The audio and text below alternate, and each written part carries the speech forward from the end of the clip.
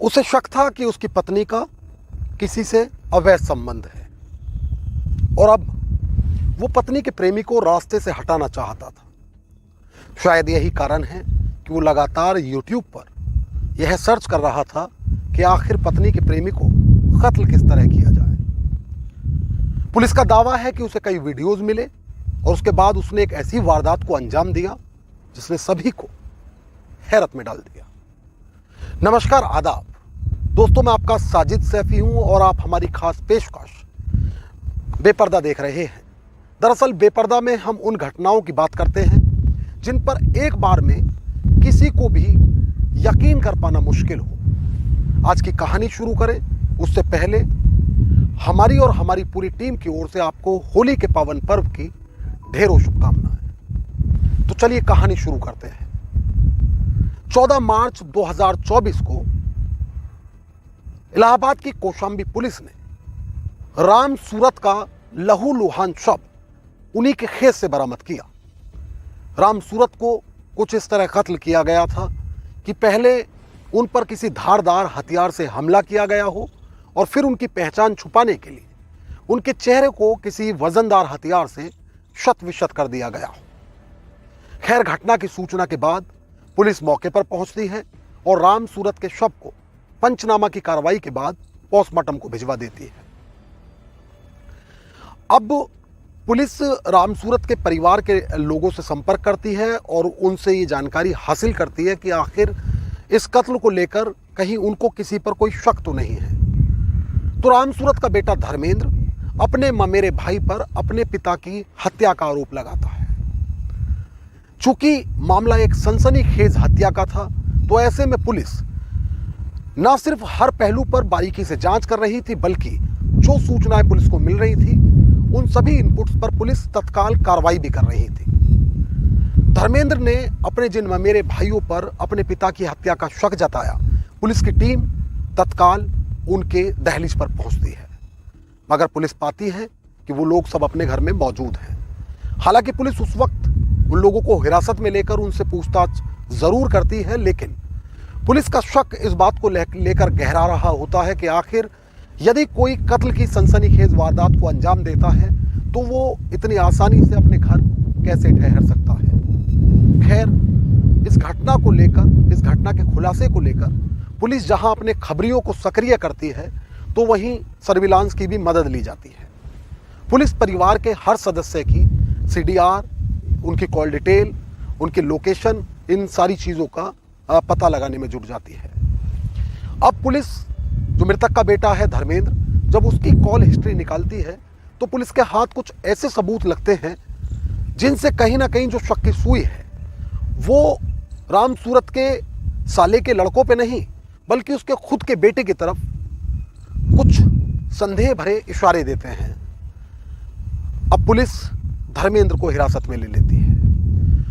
जब पुलिस धर्मेंद्र को हिरासत में लेती है तो पुलिस धर्मेंद्र से पूछताछ करती है कि घटना के वक्त तुम कहाँ थे। तो उस वक्त धर्मेंद्र कहता है कि मैं अपने घर में था, अपनी पत्नी और बच्चों के साथ में था। जब पुलिस धर्मेंद्र की पत्नी से पूछताछ करती है तो वह बताती है कि धर्मेंद्र घटना के वक्त घर में नहीं था। अब वो जो धर्मेंद्र के बयान हैं और उसकी पत्नी के बयान हैं, चूंकि वो अलग अलग होते हैं, तो पुलिस धर्मेंद्र से पूछताछ में सख्ती बरतती है। उसके बाद फिर एक ऐसा खुलासा होता है जो वहां मौजूद हर किसी पुलिस अधिकारी के होश फाख्ता कर देता है। दरअसल पुलिस को पता चलता है कि राम सूरत का कत्ल किसी और ने नहीं, बल्कि उसके खुद के बेटे धर्मेंद्र ने ही किया है। मगर सवाल था कि आखिर कोई अपने पिता की इतने निर्ममतापूर्वक हत्या क्यों कर सकता है, और यदि वो हत्या उसने की भी है तो वो उसकी पहचान क्यों मिटा रहा था। ऐसे कई सवाल थे जिनका जवाब तलाशना पुलिस के लिए बेहद जरूरी था। अब पुलिस धर्मेंद्र से इस कत्ल का, इस मर्डर का मोटिव जानना चाहती है। धर्मेंद्र पुलिस को बताता है कि उसका जो पिता है, उसको शक था कि उसके पिता और उसकी पत्नी के बीच अवैध संबंध स्थापित हो गए हैं।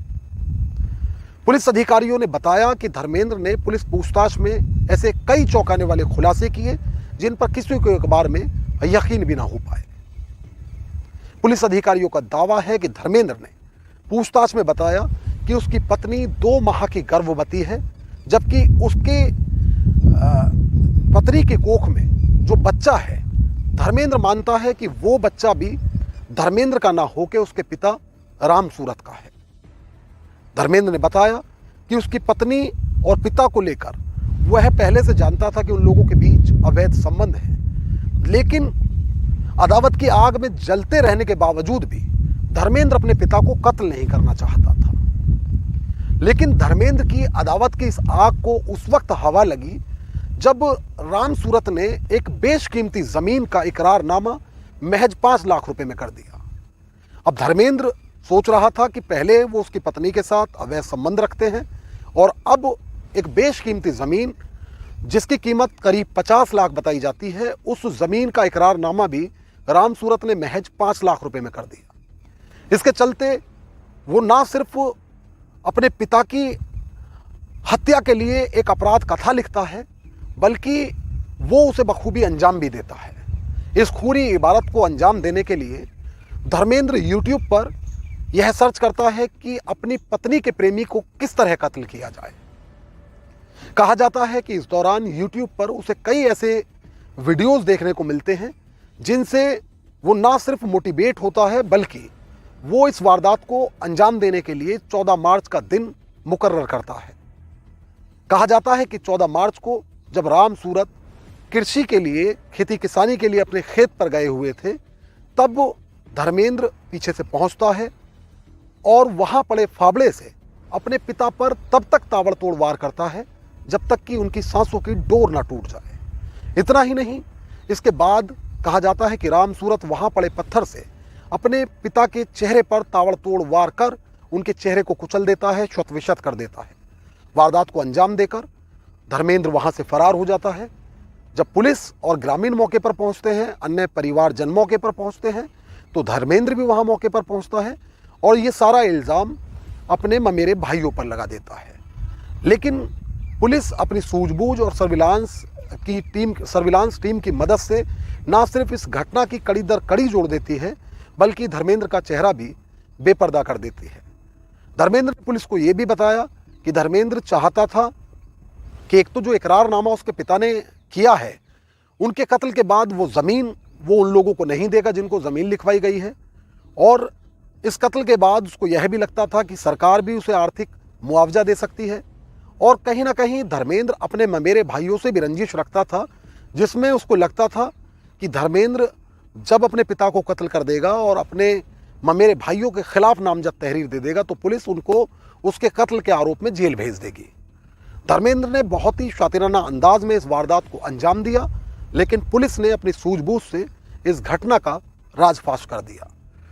दोस्तों, आगे भी यदि आप इस तरह की कहानियां सुनना चाहते हैं तो हमारे चैनल को तुरंत सब्सक्राइब कर लें।